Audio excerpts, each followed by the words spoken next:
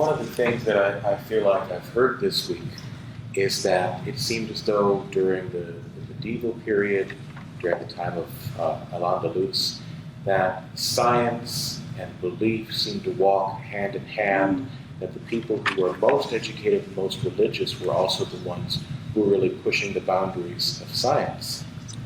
Today it often seems, not just with Muslims, but with a lot of Christian believers as well, that there's almost an irreparable gap that's taken place between science and belief. And I wonder why you think that's taken place, and if there's anything we can do to heal it. Well, I would say, first of all, it's interesting that in like the beginning of the late 19th and the early 20th century, of course, that's when you have Darwin's Origins of the Species being published, and this idea coming forward. It's also when you start to have higher criticism of the Bible and critique of the Bible. So science and various intellectual pursuits start clashing first within the Christian tradition.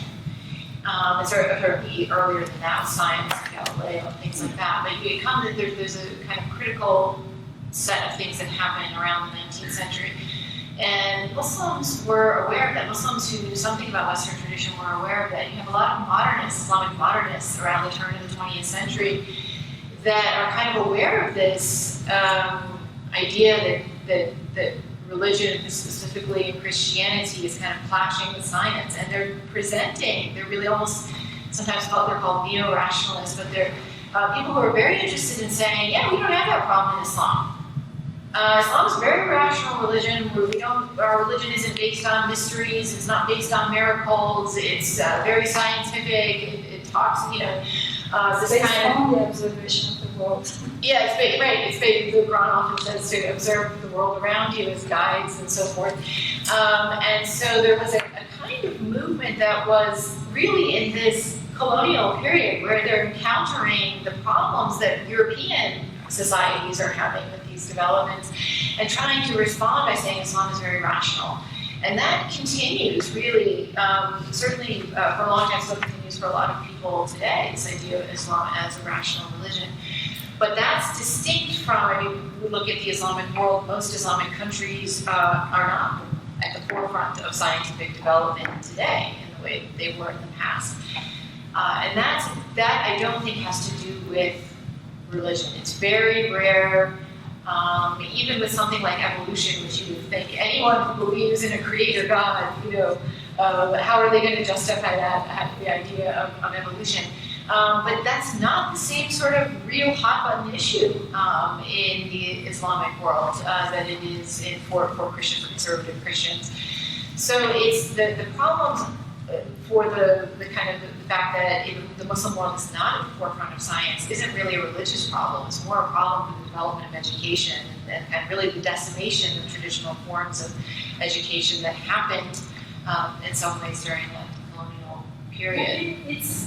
To me personally, it's education, but it's also liberating oneself from the way we look at the world, the way we do science that we inherited from the West, because that's the education we got. And so if Muslims are going to do a science that is more in alignment with the teaching of the Quran, they have to learn like the first Muslims who translated all these works that were before them, and then they started being critical and started coming with new ideas.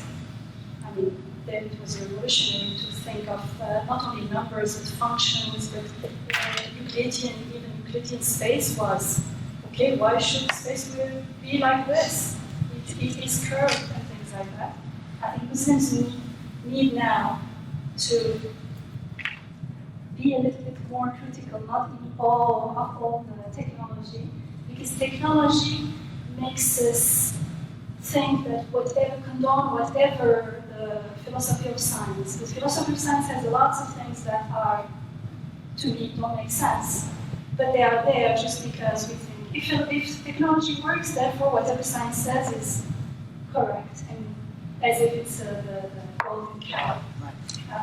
But they have enough confidence to start criticizing that and coming up with new ways of looking at the world, maybe we will have a new science that is more human-friendly, life-friendly, and less destructive, and less about making money, whatever the condition is. Because there are lots of things we know theoretically we can do, but we won't be making as much money, but they're much more beneficial for the world, less invasive for nature, hopefully.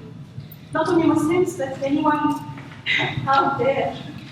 Yeah, I think that's really helpful. And also what I think you sort of hinted at, this current cultural and political crisis of science.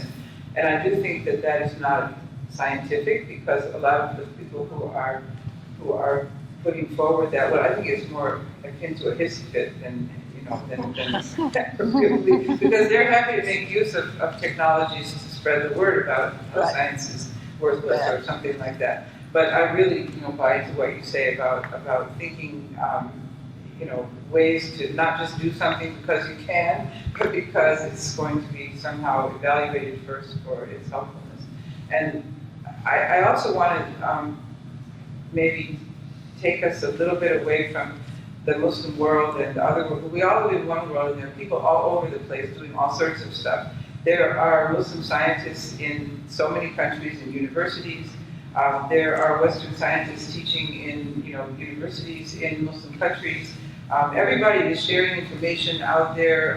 Scientists have actually done really well with copyright law, kind of, we're going to put our papers out there because we're doing shared knowledge. So there are contributions going on, even while maybe efforts to have science that is related to the Muslim world, or a Muslim science. I think we've gone beyond that because we're doing global science and we're taking it from wherever we can.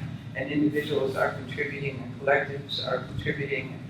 There's an article in the New Aramco World Magazine about us, and this may be a kind of a pet project type of thing, or what do you call it, sort of potted plant, but an effort it reflects an effort in Dubai, I believe it is, to create a sustainable city called Masdar, which means resource or the source. And so there's all kinds of innovative ways of doing things, especially as these countries are severely threatened by climate change. And so, there's no time to have, political politics and say, oh, no, that's not it. We can afford that in our little temperate and northern zone here, but other people